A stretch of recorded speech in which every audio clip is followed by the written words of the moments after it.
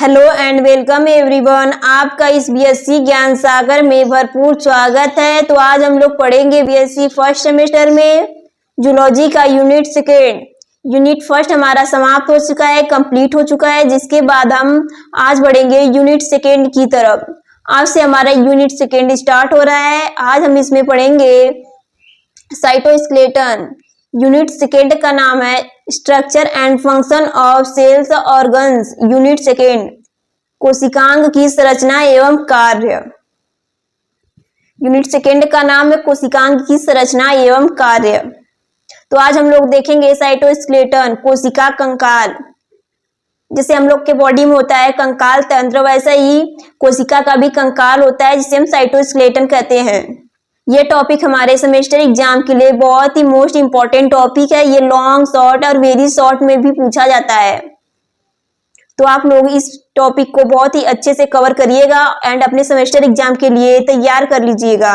ये टॉपिक आप लोगों ने क्लास 11, 12 एंड अदर क्लासों में पढ़े होंगे साइटोस्केलेटन को, एंड ये कॉम्पिटिटिव एग्जाम के लिए भी मोस्ट इंपॉर्टेंट टॉपिक है। इसमें से शॉर्ट क्वेश्चन पूछे जाते हैं कॉम्पिटिटिव एग्जाम में।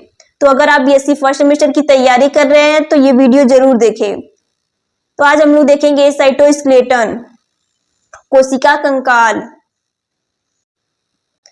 साइटोस्केलेटन, कोशिका कंकाल। Thread-like structures can be seen in animal cells under the electron microscope or under the fluorescent microscope by tagging them with antibodies and fluorescent dyes। कोशिका कंकाल में बताया गया है कि ये थ्रेड लाइक स्ट्रक्चर, ये पतले धागे नुमा की संरचना के समान होता है।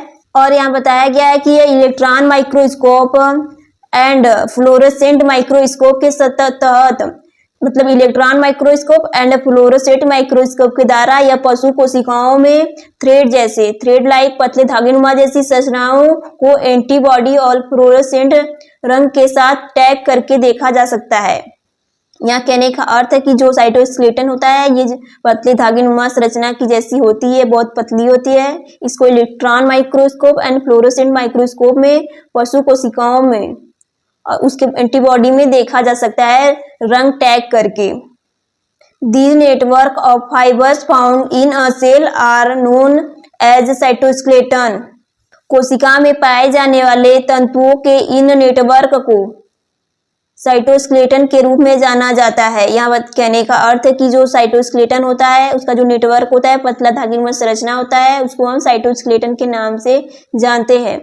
The fiber of cytoskeleton extend throughout the cell having interconnection with cell membrane and cell organs। यहाँ कहने का अर्थ है कि जो साइटोस्केलेटन होता है उसकी जो फाइबर, जो पतली धागेनुमा संरचना होती है, वह सेल मेम्ब्रेन कोशिका मेम्ब्रेन से लेकर सेल ऑर्गन, सभी सेल ऑर्गन तक वो जुड़ी होती है।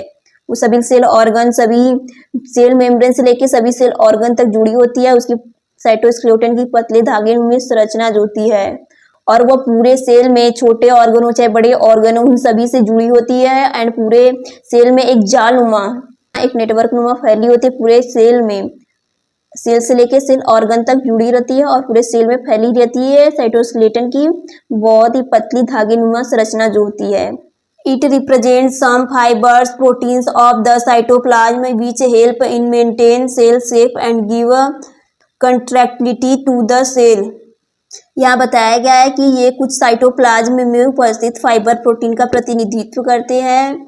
ये जो साइटोस्केलेटन है इसके कोशिका द्रव्य में कुछ साइटोप्लाज्म कोशिका द्रव्य प्रेजेंट होते हैं जो कि कुछ रेशेदार प्रोटीन का प्रतिनिधित्व करते हैं, बनाते हैं और इसके शेप को बनाए रखते हैं और इसकी कंट्रैक्टिलिटी मतलब सिकुड़ने में हेल्प करते हैं। यहाँ कहने का अर्थ है कि कुछ कोशिका द्रव्य में फाइबर प्रोटीन प्रेजेंट होते हैं, रेशेदार प्रोटीन प्रेजेंट होते हैं जिसको ये बनाने में हेल्प करते हैं और ये उसके शेप को बनाए रखते हैं और इसको सिकुड़ने में हेल्प करते हैं, जो होते हैं साइटोस्केलेटन। यहाँ यही कहने का अर्थ है कि जो होता है कि ये सिकुड़ने में हेल्प करते हैं और इसके शेप को बनाए रखते हैं, और कुछ साइटोप्लाज्म में फाइबर प्रोटीन उपस्थित होते हैं उसको बनाने में हेल्प करते हैं cytoskeleton. It also helps to facilitate communication among intracellular organelles। यहाँ कहने का अर्थ है कि इंट्रासेलुलर कुछ प्रेजेंट होते हैं जो कि साइटोस्केलेटन उनके बीच संचार का कार्य करते हैं। इंट्रासेलुलर जो होते हैं वो संचार का कार्य करते हैं, वो उनको ये साइटोस्केलेटन हेल्प करते हैं उनके संचार करने में इंट्रासेलुलर ऑर्गन्स जो होते हैं और इंट्रासेलुलर जो होते हैं उनके बीच जो संचार होता है उनको आसानी प्रदान करते हैं कि वो संचार आसानी से कर सके, कोई पोषक तत्व को आसानी से ट्रांसफर कर सके। It also help in cell locomotion or the movement of protoplasm, that is cyclosis. It also help in the movement of cellular components like chromosomes, membranes and granular with formation of membranes, protrusions, microvilli. प्रोटोसियन को ही microvilli के नाम से जाना जाता है। यहाँ बताया गया है कि यह कोशिका की गति को एंड प्रोटोप्लाज्म की गति को बढ़ाता है और उसकी गति करने में मदद करता है, यानी साइक्लोसिस करता है। That is cyclosis.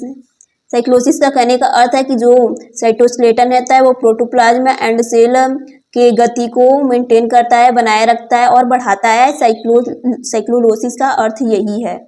यहाँ बताया गया है कि जो साइटोस्केलेटन होता है वो माइक्रोविलाई के निर्माण के साथ साथ वह गुणसूत्रों, क्रोमोसोम, झिल्लियों, मेम्ब्रेन्स, कणिकाओं, ग्रेन्यूल, सेलुलर घटकों, सेलुलर कंपोनेंट्स जैसे सेलुलर घटकों की गति के में भी मदद करते हैं। जो साइटोस्केलेटन वो सेलुलर घटक होते हैं जो उनकी गति में हेल्प करते हैं, जैसे chromosome, granular, membranes, cellular components आदि का भी हेल्प करते हैं, उनकी गति में मदद करते हैं, उनको गति प्रदान करते हैं एंड वो जो गति करते हैं उसमें मदद करते हैं, हेल्प करते हैं एंड माइक्रोविलाई का निर्माण करते हैं। यहाँ यही बताया गया है।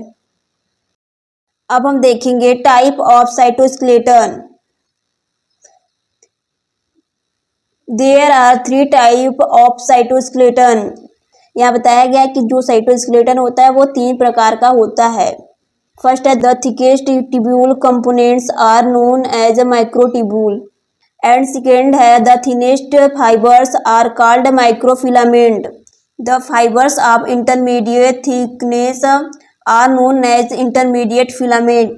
The network of microtubules becomes denser towards the nucleus that is towards the nuclear envelope and then the fibers radiate towards the surface।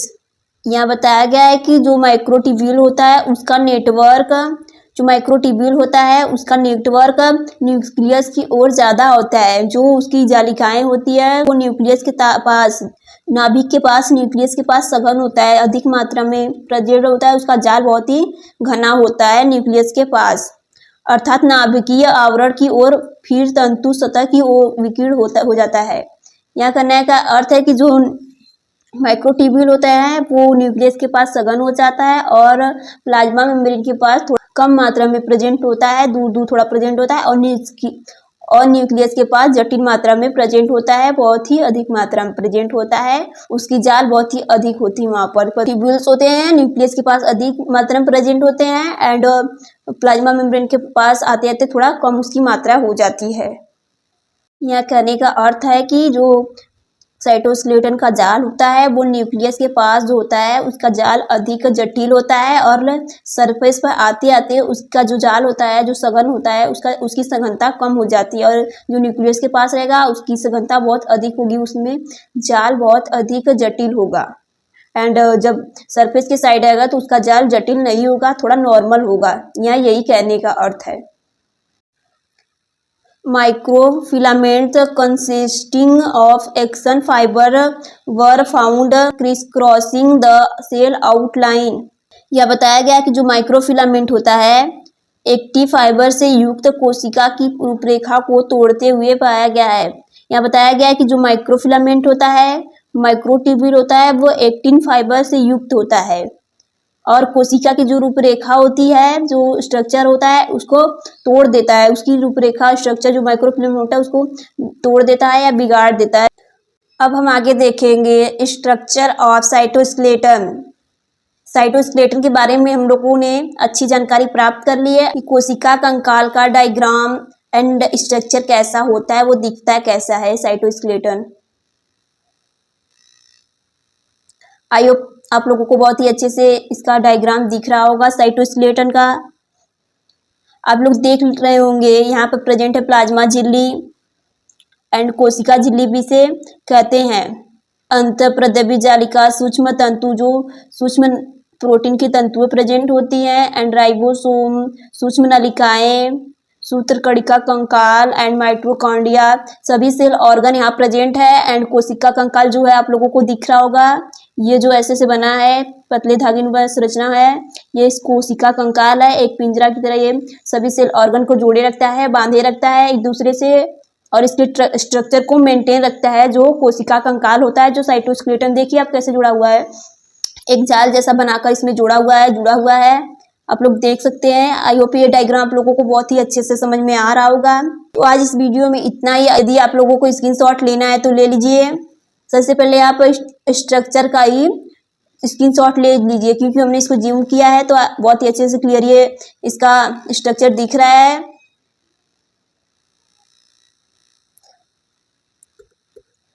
आज हमने देखा यूनिट सेकेंड कोशिका कंकाल साइटोस्केलेटन के बारे में जानकारी प्राप्त की। आई होप ये वीडियो आप लोगों के लिए हेल्पफुल रहा होगा एंड आपके सेमेस्टर एग्जाम में आपका हेल्प करेगा। तो आज इस वीडियो में इतना ही।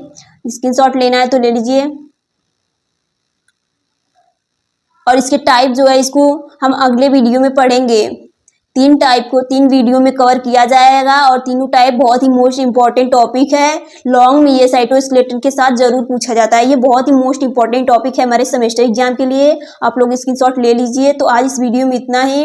अगर आप लोगों को कोई प्रॉब्लम हो रही है तो हमारे कमेंट बॉक्स में कमेंट जरूर करें। तो आज इस वीडियो में इतना ही। अगली वीडियो आपको जल्दी प्रोवाइड की जाएगी। अगर आप लोगों को बीएससी फर्स्ट सेमेस्टर की तैयारी करनी है तो हमारे चैनल को लाइक एंड सब्सक्राइब करें एंड हमारे चैनल पर जुड़े रहें एंड बने रहें। तो आज इस वीडियो में इतना ही। Thanks everyone for listening me.